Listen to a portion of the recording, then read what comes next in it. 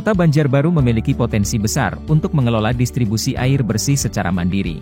Dengan infrastruktur yang terus berkembang dan kebutuhan air bersih yang semakin meningkat, pemerintah kota mulai mempertimbangkan langkah strategis untuk membangun perusahaan air bersih sendiri. Ketua Badan Pembentukan Peraturan Daerah Banjarbaru, Windy Novianto, menyatakan bahwa Banjarbaru memiliki potensi ekonomi yang besar untuk mengelola sumber daya air bersihnya sendiri.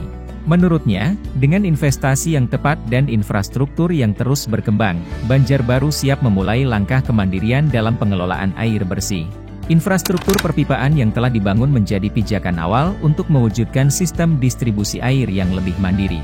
Langkah ini diharapkan dapat memastikan seluruh warga Banjarbaru mendapatkan akses air bersih yang layak. Untuk punya sendiri sebenarnya sih perlu dana yang lebih besar dan juga mungkin harus menghitung kembali kan berapa nilai-nilai yang punya kota Banjarbaru. Sebenarnya kalau bisa pisah, yang diuntungkan ya kota Banjarbaru. Ini kenapa yang diuntungkan kota Banjarbaru? Hampir kegiatan bisnis punya PT Air Minum Tan Banjar ini lebih banyak di kota Banjarbaru daripada di Kabupaten Banjar.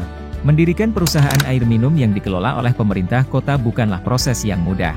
Diperlukan belasan hingga puluhan tahun untuk membangun infrastruktur, regulasi, dan manajemen yang matang hingga perusahaan tersebut dapat berdiri mandiri.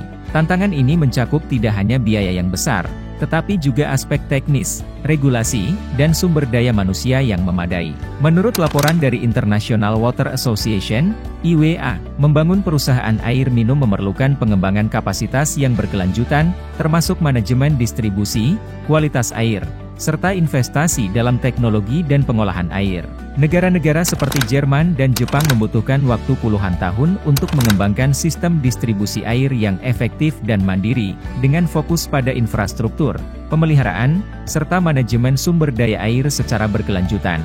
Meski begitu, proses panjang ini harus dijalani untuk mewujudkan kemandirian air bersih yang berkelanjutan bagi kota Banjarbaru.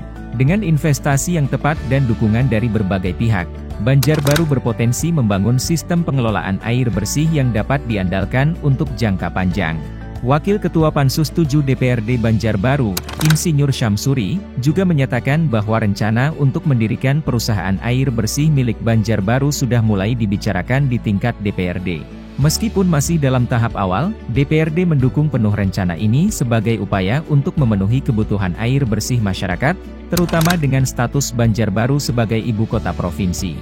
Banjarbaru ke depannya harapan kita dari DPR agar pemerintah memikirkan, menyiapkan dana, memikirkan bagaimana nanti ke depan pemerintah kita, kota Banjarbaru apalagi sudah jadi ibu kota, harus punya perusahaan air minum sendiri. Yang selama ini kan kerjasama nih, ada 3 pemilik saham. Nah kita harapan ke depan, mudah-mudahan pemerintah menjadi PR pemerintah, siapapun nanti pemimpinnya, harapan kita itu betul-betul jadi PR yang harus diprogramkan. Kita di DPR siap mendukung dari sisi anggaran.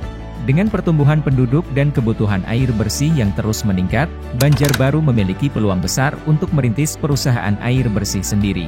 Pendirian perusahaan ini akan menjadi langkah strategis bagi Banjarbaru dalam memenuhi kebutuhan air bersih masyarakat dan memperkuat ekonomi daerah.